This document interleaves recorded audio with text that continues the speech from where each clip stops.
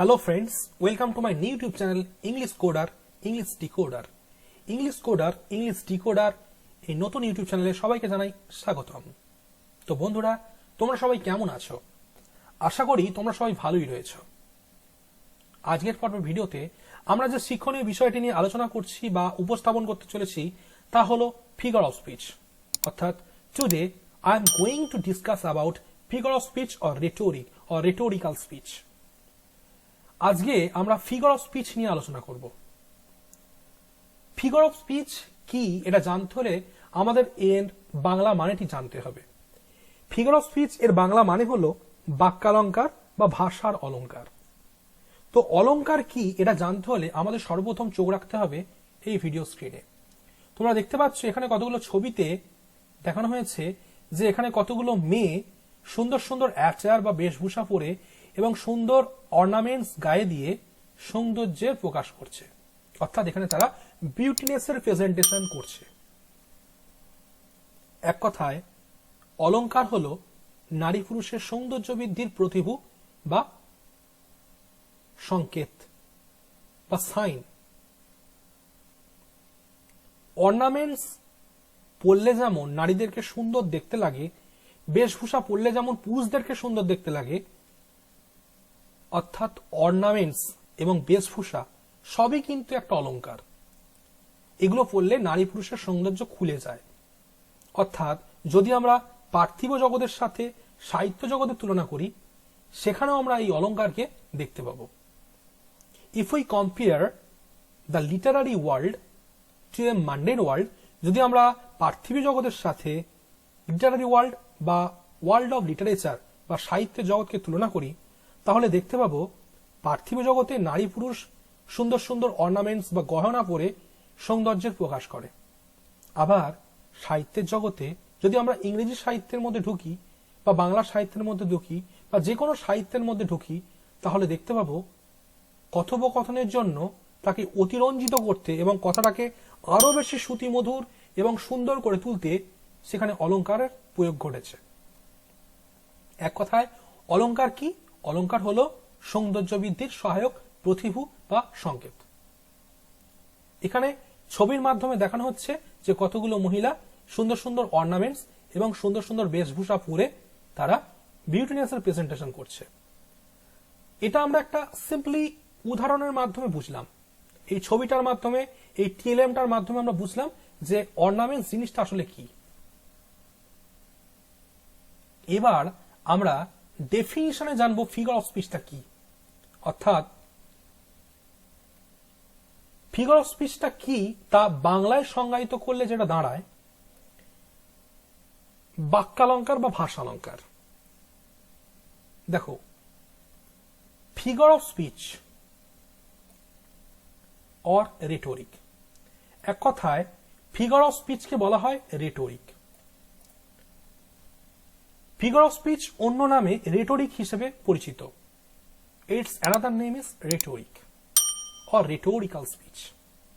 Figure of speech এই কথাটার মাধ্যমে উত্তর রয়েছে যে স্পিচ অর্থাৎ বাক্যের বা বলা কথার ফিগারটা কেমন, আকৃতিটা কেমন, প্রতিকৃতিটা কেমন।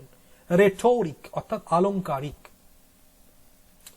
বাক্যের যে ফিগার, ভাষাটার যে ফিগার, ভাষাটার যে আকৃতি তা কিরকম, সেটা হলো আলংকারিক। এই কথাটার মাধ্যমে লুকিয়ে রয়েছে অলঙ্কার, অর্থাৎ ফিগার অফ স্পিচ বা রেটোরিক। ফিগার অফ স্পিচকে আমরা বাংলায় বলি বাক্যালঙ্কার বা ভাষা অলঙ্কার বা রেটোরিক বা rhetorical speech. Figure of speech মানে রেটোরিক আর রেটোরিক্যাল স্পিচ মানেও ফিগার অফ স্পিচ। এগুলো অন্য নামে পরিচিত। এটা বলা যায় figure of speech or rhetoric or rhetorical speech. সাধারণত কোনো সাহিত্যিক বা কোনো সাহিত্য স্রষ্টারা বা কথা সাহিত্য বা ভাষা সাহিত্যের জগতে কথোপকথনে বা তাদের লেখনীতে তাদের লেখাটাকে আরো বেশি শ্রুতিমধুর এবং অতিরঞ্জিত করতে যে অলঙ্কারের প্রয়োগ ঘটান, সেটাই হচ্ছে বাক্যালঙ্কার। অলঙ্কার যেমন পড়লে নারী পুরুষের সৌন্দর্য বৃদ্ধি হয়, ঠিক তেমনি অলঙ্কার কথা বা লেখার মাধ্যমে প্রকাশ করানো যায়। সেটা করলে কথাটা বা বাক্যটার সৌন্দর্য বৃদ্ধি পাবে। তাহলে ফিগার অফ স্পিচকে ডেফিনেশনে কি বলবো? দেখো ফিগার অফ স্পিচের ডেফিনেশনটি বলছে ফিগার অফ স্পিচ বা রেটরিক বা বাক্যালঙ্কার বা ভাষার অলঙ্কার। বাক্যালঙ্কার বা ভাষালঙ্কার কি? What is rhetoric or what is figure of speech? In definition, a figure of speech is a word or phrase which makes one's writing or conversational sentence very vivid, clear, interesting, rational, come persuasive in a different way or different technique.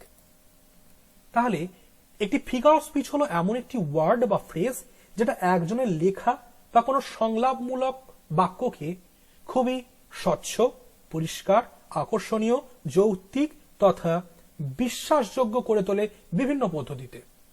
সেটাই হচ্ছে figure of speech.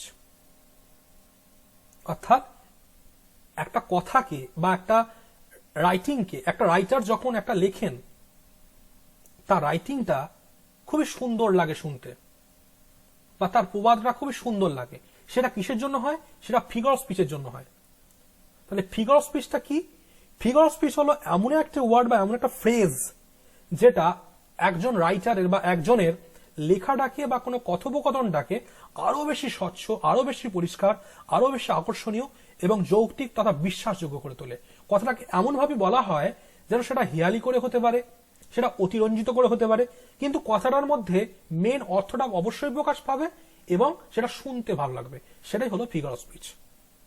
Or a figure of speech is a word or phrase that intentionally divides from ordinary language used to produce rhetorical effect. বলছে একটি figure of speech হলো এমন একটি word বা phrase যেটা ইচ্ছাকৃতভাবে বা অভিপ্রেতভাবে সাধারণ ভাষা থেকে একটি আলংকারিক প্রভাব উৎপন্ন করতে ব্যবহার করা হয়। ফর এক্সাম্পল, ফর সাইটেশন আমরা অ্যাজ এ সাইটেশন আর অ্যাজ এ এক্সাম্পল আমরা ব্যবহার করতে পারি এই বাক্যটাকে যে we were surprised that a dark horse like him won the prize. তোমরা বলতেই পারো যে ডার্ক হর্স মানে হচ্ছে কালো ঘোড়া। তাহলে এর মানেটা কি দাঁড়াচ্ছে? We were surprised that a dark horse like him won the prize. তার মতো কালো ঘোড়াটি প্রাইজ জিতেছে, এটা শুনে আমরা অবাক হলাম। তার মানে কি দাঁড়াচ্ছে? যে উই ওয়ার সারপ্রাইজড, আমরা সবাই অবাক হয়ে গেলাম যে তার মতো একটি কালো ঘোড়া প্রাইজ জিতেছিল। এটাকে ট্রান্সলেশন করলে বাংলায় কি দাঁড়াচ্ছে? উই ওয়ার সারপ্রাইজড, মানে আমরা অবাক হলাম দ্যাট যে এ dark horse like him won the prize, একটি কালো ঘোড়া লাইক হিম মানে তার মতো ওন দ্য প্রাইজ, প্রাইজটি জিতল। তাহলে তার মতো একটি কালো ঘোড়া প্রাইজ জিতলো, এটা শুনে আমরা অবাক হলাম। তাহলে কথাটার মধ্যেই লুকিয়ে রয়েছে মেন অর্থটা। তো এটাই হচ্ছে ফিগার অফ স্পিচ। কালো ঘোড়া কি কখনো প্রাইজ জিততে পারে? কালো ঘোড়া কখনোই প্রাইজ জিততে পারে না। সাধারণত তার মধ্যে কোনো বুদ্ধি নেই, বোধ সত্তা নেই। মানুষ আর একটা অবলা জীব, তার মধ্যে কি কোনো বোধ সত্তা রয়েছে? অবলা জীব কি কখনো কথা বলতে পারে? অবশ্যই সেটা প্রাণ, মানুষের মধ্যেও প্রাণ রয়েছে, ঘোড়ার মধ্যেও প্রাণ রয়েছে, কিন্তু ঘোড়া মানুষের মতো কি আচরণ করে? কখনোই না। তাই ঘোড়া কখনোই প্রাইজ জিততে পারে না, কথাটা অসম্ভব। তাহলে দেখো, একটা মানুষ প্রাইজ জিততে পারে এই কথা কিন্তু সুস্পষ্ট, কিন্তু এখানে বলছে একটি ঘোড়া সে প্রাইজ জিতেছিল, তা আবার কালো ঘোড়া। কালো ঘোড়া সে আবার মানুষের মতো প্রাইজ জিতেছিল। এই কথাটার মধ্যে কি বলছে? অনাকাঙ্ক্ষিত বা অনভিপ্রেত ব্যক্তি। অর্থাৎ ডার্ক হর্স কথাটার অর্থ হচ্ছে অনাকাঙ্ক্ষিত বা অনভিপ্রেত ব্যক্তি। অর্থাৎ আমরা কথায় কথায় বলি না, যার জেতার কথা ছিল সে না জিতে যাকে আমরা কল্পনাও করতে পারিনি সে জিতে গেল। এই যে ব্যাপারটা, এই কথাটা বোঝাতেই কিন্তু এটা ব্যবহার করা হয়েছে। তো এটা কিন্তু একটা ইডিয়ম, এটা একটা বাগধারা, বাংলায় যাকে বলা হয় বাগধারা। আমরা বাংলায় যত বাগধারা পড়ি বা ইংলিশে যত ইডিয়ম ইউজ করি সবই কিন্তু এক একটা রেটরিক বা ফিগার অফ স্পিচ বা রেটোরিক্যাল স্পিচ, সবই একটা বাক্যালঙ্কার, সবই কিন্তু ভাষালঙ্কার। All idioms are every figure of speech.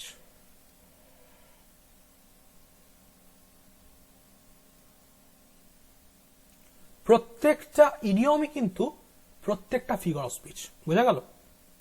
তাহলে ফিগার অফ স্পিচ বা ভাষা অলঙ্কার কি? ভাষা অলঙ্কার হলো, or a figure of speech is a word or phrase which makes one's writing or conversation very vivid, clear, interesting, rational, come persuasive in a different technique. Or a figure of speech is a word or phrase that intentionally differs from ordinary language used to produce a rhetorical effect. তাহলে আমরা দুভাবেই বলতে পারি figure of speech বা বাক্যালঙ্কার কি। অর্থাৎ এক কথায় figure of speech বা রেটরিককে ইন্টেনশনালি ক্রিয়েট করা হয়। It is create intentionally for rhetorical effect, or it is create intentionally for to create a beauty in word or sentence. কোন বাক্য বা শব্দের মধ্যে সৌন্দর্য বৃদ্ধির জন্য এবং আলংকারিক প্রভাবের জন্য এটাকে কোনো সাহিত্যিক বা সাহিত্য স্রষ্টারা সৃষ্টি করেন। যদি আমরা কবিতা দেখি, সেখানে কোনো কবিরা, নাটকের মধ্যে নাট্যকাররা, নাটিকার মধ্যে নাট্যকাররা, উপন্যাসের মধ্যে ঔপন্যাসিকরা, প্রোজের মধ্যে গদ্যকাররা সবাই কিন্তু এই অলঙ্কারের প্রয়োগ ঘটান কথার সৌন্দর্য বা শ্রুতিমধুর করে তুলতে। সেই জন্য বলছে এ figure of speech is a word or phrase that intentionally differs from ordinary language used to produce a rhetorical effect. অর্থাৎ একটা সাধারণ ভাষা থেকে আলংকারিক প্রভাব উৎপন্ন করার জন্য ইচ্ছাকৃতভাবে যে ওয়ার্ড বা ফ্রেজের ব্যবহার হয় সেটাই হচ্ছে অলংকার। ইন মান্ডেন ওয়ার্ল্ড, পার্থিব জগতে অলংকার যেমন নারী পুরুষের সৌন্দর্য বৃদ্ধি করে, তেমনি in the world of literature, সাহিত্য জগতে অলংকার তেমনি ভাষা বা সাহিত্যের সৌন্দর্য বৃদ্ধি করে। এবার আমরা ফিগার অফ স্পিচ বা রেটরিকের সেকেন্ড সাইটেশন দেখব। এখানে বলছে why are you telling a cock and bull story? কেন আপনি ষাঁড় এবং মোরগের গল্প বলছেন? কক মানে মোরগ, বুল মানে ষাঁড়। তাহলে দেখো কক অ্যান্ড বুল দুটোই কিন্তু ডিসিমিলার অবজেক্ট। অর্থাৎ কক মোরগ, বুল ষাঁড় দুটোই কিন্তু অড অবজেক্ট বা অড নাউন, ডিসিমিলার নাউন। ষাঁড়ের সাথে মোরগের কোনো মিল নাই, আবার মোরগের সাথে ষাঁড়ের কোনো মিল নাই। এক কথা এটা গড়মিল একটা কথা। এটা কিন্তু একটা ইডিয়ম বা বাগধারা। কারণ আমি আগেই বলেছি প্রত্যেকটা ইডিয়ম কিন্তু একটা ফিগার অফ স্পিচ বা রেটরিক বা রেটোরিক্যাল ইউজ। এটা যদিও ইন্টারোগেটিভ একটা সেন্টেন্স, এখানে একটা কোয়েশ্চেন মার্ক হবে, এখানে ফুল স্টপ পড়ে গেছে, কোয়েশ্চেন মার্ক দিয়ে দিলাম। বলছে why are you telling a cock and bull story? কেন তুমি বা কেন আপনি ষাঁড় এবং মোরগের গল্প বলছেন? অর্থাৎ কেন আপনি গোফ খেজুরে কথা বলছেন, যেটাকে আমরা বাংলায় বলি। কেন আমরা গোফ খেজুরে কথা বলছি বা কেন আপনি গোফ খেজুরে কথা বলছেন? এই গোফ খেজুরে এটা বোঝাতে আমরা বললাম কক অ্যান্ড বুল স্টোরি, গোফ খেজুরে গল্প জোড়া বা খাস গপ্প জোড়া। তো এটা কিন্তু কথাটাকে শ্রুতিমধুর করলো, তাই এটা একটা ফিগার অফ স্পিচ। এবারে আমরা থার্ড সাইডেশনে আর একটা উদাহরণ দিতে পারি। যেমন বললাম it is a dog days today,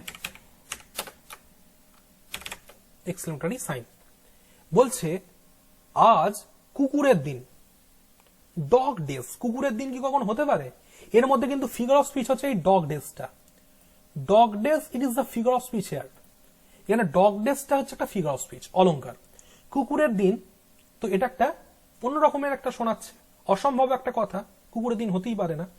তো it is a dog days today মানে হচ্ছে আজ একটি গরম আবহাওয়া, আজ আবহাওয়াটা খুব গরম বা আজ আবহাওয়াটা খুবই বিদকুটে, এটা বোঝাতে আমরা বললাম it is a dog days today. এবার আমরা ফোর্থ একটা সাইটেশন দিচ্ছি, বললাম ইট has been raining cats and dogs. It has been raining cats and dogs. আজ ক্যাটস অ্যান্ড ডগ বৃষ্টি হচ্ছে, বিড়াল কুকুর বৃষ্টি হচ্ছে। ক্যাটস অ্যান্ড ডগ মানে বিড়াল এবং কুকুর। বিড়াল কুকুর কি কখনো বৃষ্টি হতে পারে? তার মানে বোঝাতে চাইছে এখানে মুষলধারে বৃষ্টি হচ্ছে। বৃষ্টিটা কি সমান নয়, অসমান বৃষ্টি, সেটা হচ্ছে মুষলধারে। It has been raining cats and dog, অর্থাৎ আজ মুষলধারে বৃষ্টি হচ্ছে। It has been raining cats and dogs, অর্থাৎ আর মুষলধারে বা তীব্রভাবে বৃষ্টি হচ্ছে। এইটাই কিন্তু ফিগার অফ স্পিচ। তো ইংরেজি সাহিত্যে ফিগার অফ স্পিচ বা বাংলা সাহিত্যে বা যে কোনো সাহিত্যে ফিগার অফ স্পিচ অসংখ্য রয়েছে। ইংরেজি সাহিত্যে শত বা শতাধিক ফিগার অফ স্পিচ রয়েছে। আমরা ইংলিশ ল্যাঙ্গুয়েজের বিভিন্ন সৃজনশীল উৎপাদনগুলোতে বা কবিতা, গল্প, নাটক, উপন্যাসে শত বা শতাধিক ফিগার অফ স্পিচ বা রেটরিক বা বাক্যালঙ্কার বা ভাষালঙ্কার দেখতে পারি। তবে আমরা এই শত বা শতাধিক ফিগার অফ স্পিচ নিয়ে আলোচনা করব না, তবে আমরা এর মধ্যে টপ 20 ফিগার অফ স্পিচ নিয়ে আলোচনা করব। যে টপ 20 ফিগার অফ স্পিচ গুলো না জানলে ইংরেজি সাহিত্যে রস আস্বাদন করা একেবারে অসম্ভব। ইংরেজি সাহিত্যে রস আস্বাদন করতে হলে, ইংরেজি সাহিত্যে টেস্ট নিতে গেলে এই ফিগার অফ স্পিচ বা রেটরিক জানাটা বাঞ্ছনীয়। If you want to take the test of English literature, so you have to must read the figure of speech in English language. ইংরেজি ভাষায় তোমাকে অবশ্যই রেটরিক পড়তে হবে যদি তুমি ইংরেজি ভাষার রস আস্বাদন করতে চাও।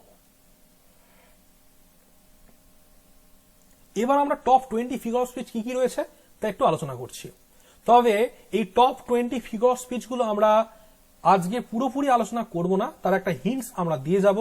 টপ 20 কি কি ফিগার অফ স্পিচ রয়েছে তার একটা সিরিয়াল লিস্ট আমরা দেখাবো। তো সেটা আমরা এপিসোডিক্যালি পর্বে পর্বে ভিডিওতে আমরা আলোচনা করে দেখাবো এবং কম্পারিজন করে দেখাবো। এবং বাদবাকি যে সমস্ত ফিগার অফ স্পিচ গুলো রয়েছে এই টপ 20 ছাড়াও, সেগুলোও কিন্তু আমরা এপিসোডিক্যালি এই ভিডিওর মাধ্যমে আনার চেষ্টা করব। ততক্ষণ পর্যন্ত তোমরা আমাদের এই ইংলিশ কোডার, ইংলিশ ডিকোডার চ্যানেলে জুড়ে থাকো। তো এবার আমরা টপ 20 ফিগার অফ স্পিচ নিয়ে আলোচনা করছি। তো এর পরের দিন যে টপ 20 ফিগার অফ স্পিচ নিয়ে আলোচনা করব, সেই টপ 20 ফিগার অফ স্পিচের মধ্যে রয়েছে বা রেটরিকের মধ্যে রয়েছে নাম্বার 1 সিমিলি, নাম্বার 2 মেটাফোর। প্রথম আলোচনা করব সিমিলি, দ্বিতীয় আলোচনা করব মেটাফোর, থার্ড আলোচনা করব হাইপারবোল, ফোর্থ আলোচনা করব মেটোনিমি, ফিফথ আলোচনা করব অ্যাপোস্ট্রফি,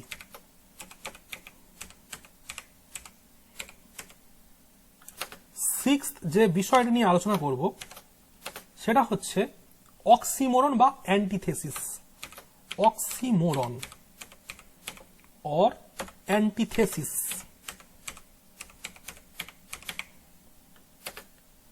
সেভেন্থ যে বিষয়টা নিয়ে আলোচনা করব সেটা হচ্ছে পার্সনিফিকেশন,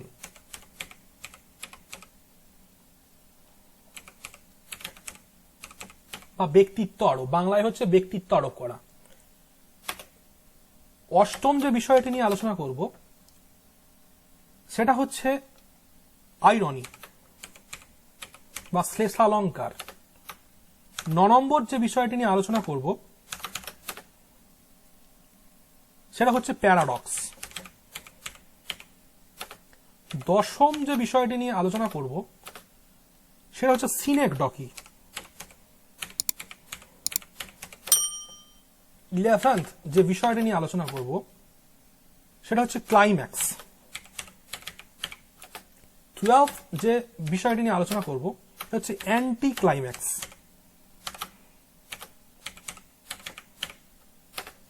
13th যে বিষয়টি নিয়ে আলোচনা করব সেটা হচ্ছে পান। 14th যে বিষয়টি নিয়ে আলোচনা করব সেটি হচ্ছে অনোমাটোপিয়া, অনোমাটোপিয়া, অনোমাটোপিয়া। 15th যে বিষয়টি নিয়ে আলোচনা করব সেটা হচ্ছে অ্যানাফোরা।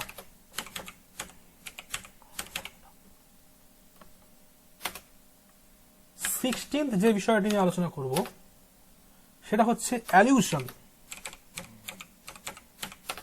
17th যে বিষয়টি নিয়ে আলোচনা করব সেটি হচ্ছে অ্যালিটারেশন। 18th যে বিষয়টি নিয়ে আলোচনা করব সেটা হচ্ছে ইউফেমিজম।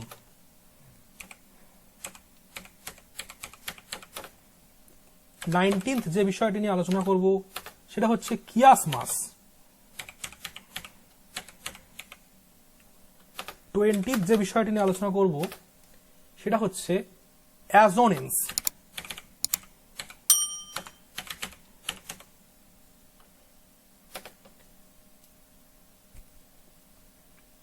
এইভাবে আমরা টপ 20 ফিগার অফ স্পিচ নিয়ে আলোচনা করব। তো আজকের মধ্যে এই টপ 20 ফিগার অফ স্পিচ বা রেটরিক নিয়ে আলোচনা প্রসঙ্গতই অসম্ভব, কারণ ভিডিওটি লম্বা হয়ে যাচ্ছে। আমরা এই টপ 20 ফিগার অফ স্পিচের আলোচনা পরস্পর এপিসোডিক্যালি একটার পর একটা সিরিয়ালি লেসন করে আলোচনা করব এবং কম্পারিজন করব। তোমরা ততক্ষণ পর্যন্ত আমাদের চ্যানেলে জুড়ে থাকো এবং আমাদের ভিডিওগুলো ভালো লাগলে লাইক, সাবস্ক্রাইব এবং শেয়ার করতে ভুলো না। এই চ্যানেল থেকে ইংলিশ লিটারেচারের উপর বিভিন্ন বিষয় নিয়ে আলোচনা বা আমার বোঝানো যদি ভালো লেগে থাকে তাহলে চ্যানেলটি অবশ্যই সাবস্ক্রাইব করে দিও এবং এই ভিডিওটি বন্ধুদের সাথে শেয়ার করে লাইক করে আমাদের সাথে যুক্ত থাকো। ধন্যবাদ।